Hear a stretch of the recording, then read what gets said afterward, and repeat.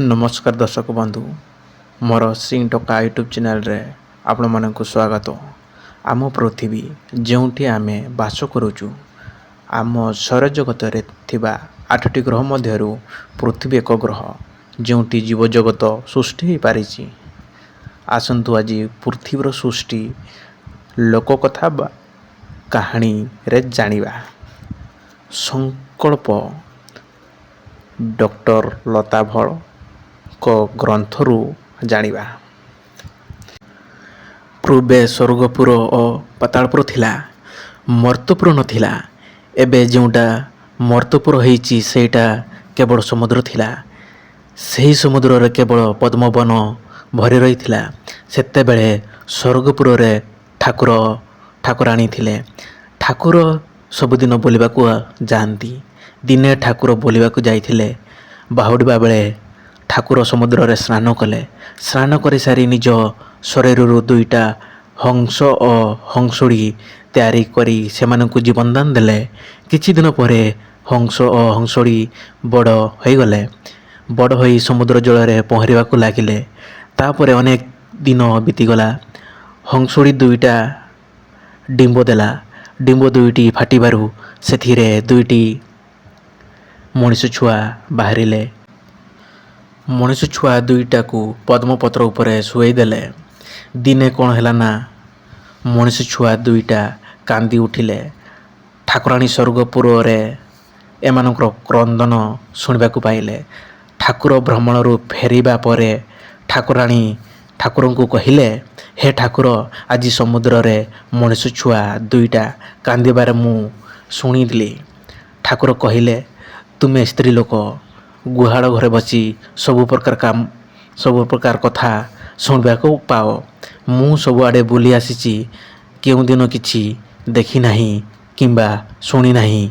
एहिपरि कही ठाकुर ठाकुराणी कथा मानिले नाही। तापरे ठाकुर ठाकुराणी कौन मन हैला, सेमाने दुईटा कामतणी को समुद्र को देखवाकू पठेले।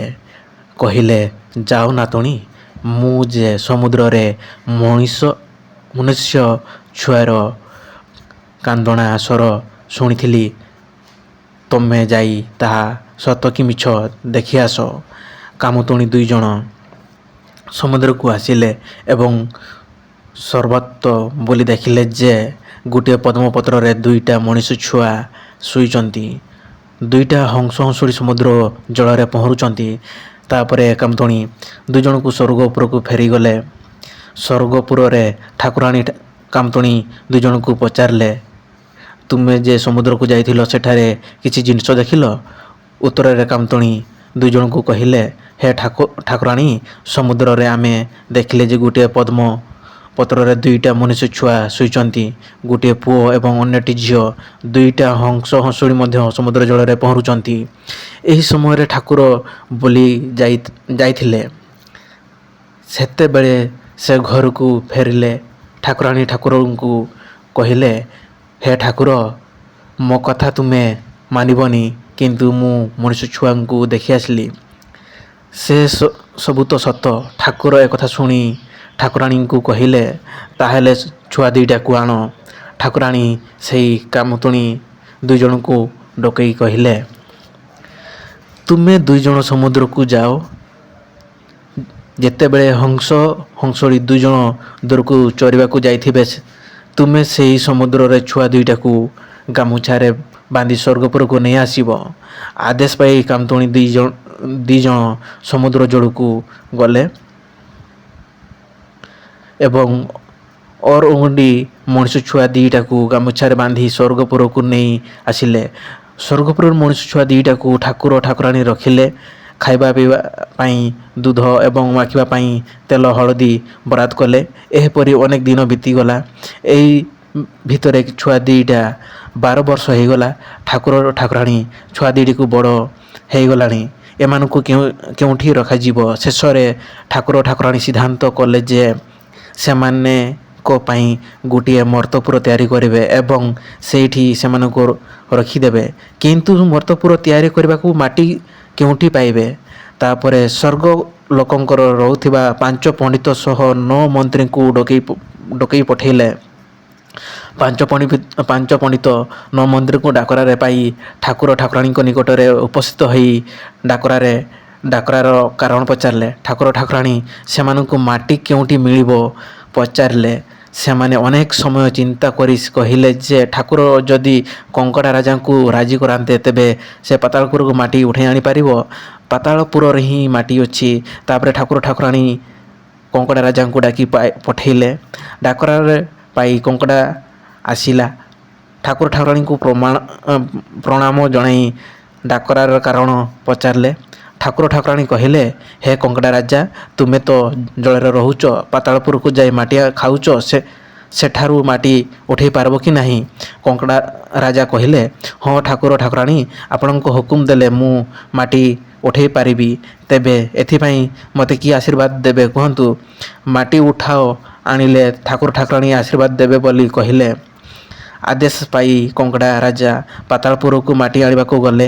ପାତାଳପୁରରେ ପହଞ୍ଚି କଙ୍କଡ଼ା ଗୋଡ଼ ସାହାଯ୍ୟରେ ମାଟି ଆମ୍ପୁଡ଼ି ଧରି ଉପରକୁ ଉଠିବାକୁ ଲାଗିଲେ। ସମୁଦ୍ର ଭିତରେ କିଛି ଦୂର ଆସିବା ପରେ ମାଟି ସମୁଦ୍ର ଜଳରେ ଧୋଇ ହୋଇଗଲା। ଫଳରେ କଙ୍କଡ଼ା ପୁଣି ଥରେ ପାତାଳପୁରକୁ ଯାଇ ଗୋଡ଼ରେ ମାଟିକୁ ଭଲ ଭାବରେ ଧରି ଉପରକୁ ଆଣିବାକୁ ଚେଷ୍ଟା କଲା, କିନ୍ତୁ ମାଟି ସବୁ ସମୁଦ୍ର ଜଳରେ ପୁଣି ଥରେ ଧୋଇ ହୋଇଗଲା। ଏହିପରି ବାରମ୍ବାର 3 ବାର ଧୋଇଗଲା ପରେ କଙ୍କଡ଼ା ରାଜା ହାଲିଆ ହୋଇ ମାଟି ଉଠାଇ ପାରିଲା ନାହିଁ। ଠାକୁର ଠାକୁରାଣୀ କହିଲେ, ହଁ ରେ, ତୁ ତ ମାଟି ଦେଇପାରିଲୁ ନାହିଁ, କିନ୍ତୁ ଆଗ ଆଶୀର୍ବାଦ ନେଇଗଲୁ। ଏହା କହି ଠାକୁର କଙ୍କଡ଼ା ପିଠିରେ କଠଉ ଦ୍ୱାରା ଆଘାତ କଲେ। ଫଳରେ କଙ୍କଡ଼ା ରାଜା ପିଠିରେ କଠଉ ଚିହ୍ନ ରହିଗଲା। ଲାଜରେ କଙ୍କଡ଼ା ରାଜା ନିଜ ଘରକୁ ଫେରିଗଲେ। ଦ୍ୱିତୀୟ ଥର ପୁଣି ଥରେ 5 ପଣ୍ଡିତ ଓ 9 ମନ୍ତ୍ରୀଙ୍କୁ ଡକାଗଲା। ସେମାନଙ୍କୁ ଠାକୁର ଠାକୁରାଣୀ ପାତାଳପୁରରୁ ମାଟି କେମିତି ଉଠାଯାଇ ପାରିବ ବୋଲି ପଚାରିଲେ। ସେମାନେ କହିଲେ, ହେ ପ୍ରଭୁ, କଚ୍ଛପ ରାଜା ହିଁ କେବଳ ପାତାଳପୁରର ମାଟି ଉଠାଇ ପାରିବ। ତାପରେ କଚ୍ଛପ ରାଜାଙ୍କୁ ଡକାଗଲା। କଚ୍ଛପ ରାଜା ଆସିବାରୁ ଠାକୁର ଠାକୁରାଣୀ ତାଙ୍କୁ କହିଲେ, ହେ କଚ୍ଛପ, ତୁମେ ତ ସମୁଦ୍ର ଜଳରେ ରହୁଛ, ପାତାଳପୁରକୁ ଯାଇ ମାଟି ଆଣିପାରିବ? କଚ୍ଛପ ହଁ କହିଲେ ଏବଂ ପଚାରିଲେ, ପାତାଳପୁରରୁ ମାଟି ଆଣିଦେଲେ ତାକୁ କି ଆଶୀର୍ବାଦ ମିଳିବ? ଠାକୁର ଠାକୁରାଣୀ କହିଲେ, ଆଗ ମାଟି ଉଠାଇ ଆଣ, ତାପରେ ଆଶୀର୍ବାଦ ଦିଆଯିବ। କଚ୍ଛପ ପାତାଳପୁରକୁ ଗଲା। ମାଟିକୁ ଚାରିଗୋଡ଼ରେ ଜାବୁଡ଼ି ଧରି ସମୁଦ୍ର ଭିତରେ କିଛି ଦୂର ଉଠାଇ ଆଣିବା ପରେ ମାଟି ସବୁ ସମୁଦ୍ର ଜଳରେ ଧୋଇ ହୋଇଗଲା। ଏପରି 3 ଥର ମାଟି ଉଠାଇଲା ଏବଂ 3 ଥର ଯାକ ଧୋଇ ହୋଇଗଲା। ବିଫଳ ହୋଇ କଚ୍ଛପ ଠାକୁର ଠାକୁରାଣୀଙ୍କ ପାଖକୁ ଫେରି ଆସିଲେ। ଠାକୁର ଠାକୁରାଣୀ କହିଲେ, ରେ ପାପୀ, ମାଟି ତ ଉଠାଇ ପାରିଲୁ ନାହିଁ, ସେଥିପାଇଁ ପୁଣି ଆଗୁତୁରା ଆଶୀର୍ବାଦ ମାଗୁଥିଲୁ? ଏହା କହି କଚ୍ଛପ ମଥାକୁ ମାଡ଼ିଦେଲେ ଯେ କଚ୍ଛପଟା ଚେପ୍ଟା ହୋଇଗଲା। ତାପରେ କଚ୍ଛପ ଲାଜରେ ନିଜ ଘରକୁ ଫେରିଗଲେ। ଦ୍ୱିତୀୟ ଥର ପୁଣି 5 ପଣ୍ଡିତ ଓ 9 ମନ୍ତ୍ରୀଙ୍କୁ ଡକରା ହେଲା। ଠାକୁର ଠାକୁରାଣୀ ସେମାନଙ୍କୁ କହିଲେ, ତୁମେ ସବୁ ଦରମା ଖାଉଛ, ଭଲ କରି ଦେଖ, ପାତାଳପୁରରୁ ମାଟି କିଏ ଉଠାଇ ପାରିବ? ଏହା ଶୁଣି ସେମାନେ ଭୟ କରି ଏବଂ ଭଲ କରି ଦେଖି କହିଲେ, କେଞ୍ଚୁଆ ରାଜା ହିଁ ମାଟି ଉଠାଇ ପାରିବ। ତାପରେ କେଞ୍ଚୁଆଙ୍କୁ ଡକାଗଲା। ସମୁଦ୍ର ଜଳରେ ବଡ଼ ବଡ଼ କେଞ୍ଚୁଆ ଥିଲେ। ସେମାନେ ଠାକୁର ଠାକୁରାଣୀଙ୍କ ପାଖକୁ ଆସିବାରୁ ଠାକୁର ଠାକୁରାଣୀ କହିଲେ, ତୁମେ ତ ସମୁଦ୍ର ଜଳରେ ଅଛ, ପାତାଳପୁରକୁ ଯାଇ ମାଟି ଉଠାଇ ଆଣିପାରିବ? କେଞ୍ଚୁଆ କହିଲେ, ଠାକୁର ଠାକୁରାଣୀଙ୍କୁ ଆଶୀର୍ବାଦ ପାଇଲେ ସେମାନେ ପାତାଳପୁରକୁ ମାଟି ଉଠାଇ ଆଣିପାରିବେ। ଠାକୁର ଠାକୁରାଣୀ ଆଗ ମାଟି ଉଠାଇ ଆଣିଲେ, ତାପରେ ଆଶୀର୍ବାଦ ଦେବେ ବୋଲି କହିଲେ। ତାପରେ କେଞ୍ଚୁଆ ପାତାଳପୁରକୁ ଗଲା। ସେ ଏମିତି କିଛି ମାଟି ଖାଇଗଲା ଯେ ପାହାଡ଼ ପରି ଉଙ୍କିଆ ମୋଟା ହୋଇଗଲା ଏବଂ ଲସର ଫସର ହୋଇ ଠାକୁର ଠାକୁରାଣୀଙ୍କ ପାଖକୁ ଉଠି ଆସିଲା। ତାପରେ ମାଟି ନ ଦେଖି ଠାକୁର ଠାକୁରାଣୀ ରାଗି କରି ମାଟି କଥା ପଚାରିଲେ। କେଞ୍ଚୁଆ କହିଲା, ହଁ ଠାକୁର ଠାକୁରାଣୀ, ମାଟି ତ ଉଠାଇ ଆଣିଛି, ଠାକୁର ଠାକୁରାଣୀ ଦିଅ ବୋଲି କହିବାରୁ କେଞ୍ଚୁଆ କହିଲା, ଆପଣମାନଙ୍କୁ ତ ମାଟି କେମିତି ଦେବି? ମୁହଁ ବାଟେ ଉକାଳିଲେ ବା ଉକେଇଲା ବୋଲି କହିବେ, ପଛ ବାଟ ଯଦି ଝାଡ଼ା ଫେରିବି ତେବେ ଝାଡ଼ା ଫେରିଲା ବୋଲି କହିବେ। ତେଣୁ ମୋତେ ସେମିତି କିଛି କହିବାର ଲାଜ ମାଡ଼ୁଛି। ଠାକୁର ଠାକୁରାଣୀ କହିଲେ ଯେ ଯାହା କଲି ବି ଏଥିରେ ଲାଜ କରିବାର କ'ଣ ଅଛି? ଏହା ଶୁଣି କେଞ୍ଚୁଆ ଗୋଟିଏ ବଡ଼ ଡାଲା ବାହାର କରିବାକୁ କହିଲେ। ଡାଲା ଭର୍ତ୍ତି ହୋଇ ଉଛୁଳି ପଡ଼ିଲା ଏବଂ ପଦ୍ମବନ କିଛି ଦୂର ମାଡ଼ିଗଲା। ସେହି ମାଟିକୁ ଠାକୁର ଠାକୁରାଣୀ ଗୁଣ୍ଡ କରି ସମୁଦ୍ର ଜଳରେ ବୁଣିଦେଲେ। ଏମିତି ଭାବରେ ସମୁଦ୍ରକୁ ଅଧା କରିଦେଲେ। ଫାଳେ ମର୍ତ୍ତପୁର ଆଉ ଫାଳେ ସମୁଦ୍ର।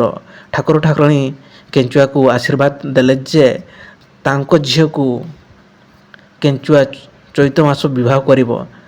ଆଶୀର୍ବାଦ ପାଇ କେଞ୍ଚୁଆ ନିଜ ଘରକୁ ଫେରିଗଲା। ତାପରେ ପ୍ରଶ୍ନ ଉଠିଲା ଯେ ସମୁଦ୍ରରେ କେତେ ବାଟ ଯାଏଁ କେତେ ମାଟି ବୁଣାଗଲା ଦେଖିବାକୁ କିଏ ଯିବ? ଏହି ସମୟରେ ଠାକୁର ଠାକୁରାଣୀ ଗରୁଡ଼ ପକ୍ଷୀକୁ ଜନ୍ମ ଦେଇ ତାକୁ ସମୁଦ୍ରରେ କେତେ ମାଟି ବୁଣା ହେଇଛି ତା ଦେଖିବାକୁ କହିଲେ। ଗରୁଡ଼ ପକ୍ଷୀ କହିଲା, ମୁଁ ଯେ ଏତେ ଦୂରକୁ ଯିବି କ'ଣ ଖାଇବି? ଏହା ଶୁଣି ଠାକୁର ସାପ ପିମ୍ପୁଡ଼ି ମାନଙ୍କୁ ଜନ୍ମ ଦେଲେ।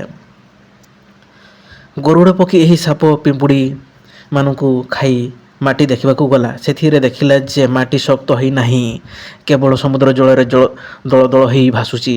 ଏହି ଖବର ପାଇ ଠାକୁର ଠାକୁରାଣୀଙ୍କ ପାଖରେ ପହଞ୍ଚିବାରୁ ସେମାନଙ୍କୁ ଗରୁଡ଼କୁ ନିଜ ଘରକୁ ପଠାଇ ଦେଲେ ଏବଂ କିଛି ଦିନ ପରେ ମାଟି ଶକ୍ତ ହୋଇଛି କି ନାହିଁ ପୁଣି ଦେଖିବାକୁ ପଠାଇଲେ। ସେତେବେଳେ ମଧ୍ୟ ଗରୁଡ଼ କ'ଣ ଖାଇବେ ବୋଲି ପଚାରିବାରୁ ଠାକୁର ଠାକୁରାଣୀ ଗୋରୁ ଗାଈ ମଇଁଷି ଇତ୍ୟାଦିକୁ ଜନ୍ମ ଦେଲେ। ଗରୁଡ଼ ସେମାନଙ୍କୁ ଖାଇ ମାଟି ଦେଖିବାକୁ ଗଲା। ସେତେବେଳେ ମଧ୍ୟ ଗରୁଡ଼ ଦେଖିଲା ଯେ ମାଟି ଶକ୍ତ ହୋଇନାହିଁ, କେବଳ ଦଳ ଦଳ ହୋଇ ଭାସୁଛି। ଠାକୁର ଠାକୁରାଣୀ ଏ ଖବର ପାଇ ପୁଣି 5 ପଣ୍ଡିତ ଓ 9 ମନ୍ତ୍ରୀକୁ ଡକେଇଲେ। ଠାକୁର ଠାକୁରାଣୀ ମାଟି କେମିତି ଶକ୍ତ ହେବ ସେମାନଙ୍କୁ ପଚାରିବାରୁ ସେମାନେ ଭଲ ବିହନ ବୁଣିଦେଲେ ମାଟି ଶକ୍ତ ହେବ। ତାପରେ ଠାକୁର ଠାକୁରାଣୀ ଗଛ ପତ୍ର ଘାସ ଲତା ସୃଷ୍ଟି କଲେ, ବିହନ ମଧ୍ୟ ବୁଣିଦେଲେ। କିଛି ଦିନ ଭିତରେ ତୃତୀୟବାର ଠାକୁର ଠାକୁରାଣୀ ଗରୁଡ଼ଙ୍କୁ ଡାକି ପଠାଇ ମାଟି ଶକ୍ତ ହୋଇଛି କି ନାହିଁ ଦେଖିବାକୁ କହିଲେ। ଗରୁଡ଼ ଦେଖିଲା ମାଟି ଶକ୍ତ ହୋଇଯାଇଛି, ଗଛ ବଢ଼ିଯାଇଛି, ମାଟିରେ ଚେର ଛନ୍ଦି ହୋଇଯାଇଛି। ଏ ଖବର ପାଇ ଠାକୁର ଠାକୁରାଣୀ ପରସ୍ପର ଆଲୋଚନା କରି ଜୁଆଣ ହୋଇଥିବା ଛୁଆ ଦୁଇଟିକୁ ମର୍ତ୍ତପୁରକୁ ଆଣିଲେ। ସେମାନଙ୍କୁ ମର୍ତ୍ତପୁରରେ ଚାଷବାସ ଶିକ୍ଷା ଦେଲେ। ସେମାନଙ୍କୁ ମର୍ତ୍ତପୁରରେ ଜଙ୍ଗଲ କାଟି ଚାଷ କରିବାକୁ ଆରମ୍ଭ କଲେ। ଅକ୍ଷୟ ତୃତୀୟା ପାଖେଇ ଆସୁଥାଏ। ଅକ୍ଷୟ ତୃତୀୟା ପାଳନ ପାଇଁ ହାଣ୍ଡିଆ ଆବଶ୍ୟକ। ତେଣୁ ଠାକୁର ଠାକୁରାଣୀ ପିଲା ଦୁଇଟିକୁ ବିଭିନ୍ନ ପ୍ରକାର ଚେର ସଂଗ୍ରହ କରିବା ପାଇଁ ଜଙ୍ଗଲକୁ ପଠାଇଲେ। ଭାଇ ଭଉଣୀ 2 ଜଣ ଯାକ ବଣକୁ ଗଲେ। ବିଭିନ୍ନ ପ୍ରକାର ଗଛରେ ଚେର ସଂଗ୍ରହ କଲେ। ସବୁ ଗଛର ଚେରକୁ ଏକତ୍ରିତ କରି ଗୁଣ୍ଡ କଲେ। ସେଥିପାଇଁ ଅରୁଆ ଚାଉଳ ମଧ୍ୟ ଗୁଣ୍ଡ କଲେ। ଚେର ଗୁଣ୍ଡ ଅରୁଆ ଚାଉଳ ଗୁଣ୍ଡକୁ ଏକାଠି କରି ବଟିକା ତିଆରି କଲେ। ଗୋଟିଏ ପାଛିଆରେ କୁଟା ଦେଇ ସେହି ବଟିକାକୁ ରଖିଲେ। 2-3 ଦିନ ପରେ ବଟିକାକୁ କାଢ଼ି ଆଣିଲେ। ଠାକୁର ଠାକୁରାଣୀ ସେମାନଙ୍କୁ ଭାତ ରନ୍ଧା କରେଇଲେ। ଏହି ଭାତ ଗୁଡ଼ିକୁ ଗୋଟିଏ ପଟିଆରେ ଘଣ୍ଟା କରେଇଲେ। ଭାତ ଥଣ୍ଡା ହେଇସାରିଲା ପରେ ବଟିକା ଗୁଣ୍ଡ ଭାତରେ ମିଶାଇଲେ। ହାଣ୍ଡିଆରେ ଭାତ ପୂରେଇ ଦେଇ ଢାଙ୍କୁଣୀ ମାରିଦେଲେ। 2-3 ଦିନ ପରେ ଦେଖିଲେ ଯେ ପେଜ ପେଜ କରି ହାଣ୍ଡିଆ ପାଚି ଯାଇଛି। ଅକ୍ଷୟ ତୃତୀୟା ଦିନ ସେମାନେ ଧାନ ବୁଣିବା ଆରମ୍ଭ କଲେ। ପ୍ରଥମେ ପୂଜା ଅର୍ଚ୍ଚନା କଲେ, ତାପରେ ଝୁଣା ଧୂପ ଦେଇ ଧାନକୁ ବୁଣି ସାରି ଘରକୁ ଫେରି ଆସିଲେ। ଠାକୁର କହିଲେ ଯେ ସେହି ହାଣ୍ଡିଆ ବା ରସକୁ ପିଇବେ ବୋଲି। ତାପରେ ରସକୁ 3 ଜଣ ପିଇଲେ। ପୁଣି ଠାକୁର ସେହି ହାଣ୍ଡିଆ ମେରାକୁ ବଳିଥିବା ଯାଉ ଭାତ ବା ଚକଟିବା ପାଇଁ କହିଲେ। ଚକଟି ସାରିଲା ପରେ ସେମାନେ ସମସ୍ତେ ସେହି ହାଣ୍ଡିଆଟାକୁ ଖାଇଲେ। ଝିଅ ପୁଅ 2 ଜଣ ନିଶା ହୋଇ ମାତିଗଲେ। ଠାକୁର ବେଶୀ ମାତିଲେ ନାହିଁ। ସନ୍ଧ୍ୟା ହେବାରୁ ଭାଇ ଭଉଣୀ 2 ଜଣ ଯାକ ଉଲଗ୍ନ ଅବସ୍ଥାରେ ଗୋଟିଏ ବିଛଣାରେ ଶୋଇ ଦେଇ ଠାକୁର ସ୍ୱର୍ଗପୁରକୁ ଚାଲିଗଲେ। ରାତିରେ ନିଶାଗ୍ରସ୍ତ ହୋଇ କାମରେ ମାତିଗଲେ। ପରଦିନ ଦେଖିଲେ ଯେ ଠାକୁର ଆଉ ନାହାନ୍ତି। ପୁଅ 2ଟି ଠାକୁର ଠାକୁରାଣୀଙ୍କ ପାଖକୁ ଗଲା। ତାଙ୍କୁ ଦେଖି ଠାକୁର ଠାକୁରାଣୀ ହସିଲେ ଏବଂ କହିଲେ, ଆରେ ତୁ କେମିତି ଆସିଲୁ? ପୁଅ ପିଲାଟି କହିଲା, ଆମକୁ ଭୁଲ କରିବା ପାଇଁ ଛାଡ଼ି ପଳେଇ ଆସିଲ। ଠାକୁର ଠାକୁରାଣୀ କହିଲେ, ଆମେ ତ ହୁକୁମ ଦେଲୁ ଯେ ତୁମେ ଯାଅ କାମନା ବାସନାରେ ଲିପ୍ତ ହୁଅ। ତାପରେ ପୁଅ ଝିଅ ଫେରି ଆସି ଠାକୁର ଠାକୁରାଣୀଙ୍କ ହୁକୁମ ଅନୁସାରେ ଝିଅ ସହିତ ପ୍ରେମ ଫାଶରେ ଆବଦ୍ଧ ହେଲା। କିଛି ଦିନ ପରେ ତାଙ୍କର 2ଟି ପିଲା ଜନ୍ମ ହେଲା। ଏହି ଦିନଟିକୁ ବଡ଼ ଶୁଭ ଦିନ ରୂପେ ରଖିଲେ। ଜଣଙ୍କ ପରେ ଜଣେ ଜନ୍ମ କରିଲେ। ଏହିପରି ଭାବରେ ଏକ ବଡ଼ ନଗର ସୃଷ୍ଟି ହେଲା। ଜନସଂଖ୍ୟା ବଢ଼ିଲା। ଏହିପରି ଆମେ ପୃଥିବୀର ସୃଷ୍ଟି ବୋଲି ଆମେ ଜାଣିବାକୁ ପାଇଲୁ ଏ କାହାଣୀ ମାଧ୍ୟମରେ। ଏହିପରି ନୂଆ ନୂଆ ଭୂମିଜ ଲୋକ କଥା ବା କାହାଣୀ ପାଇପାରିବେ। ଲାଇକ୍, ସେୟାର ଆଉ ସବସ୍କ୍ରାଇବ୍ କରିବେ।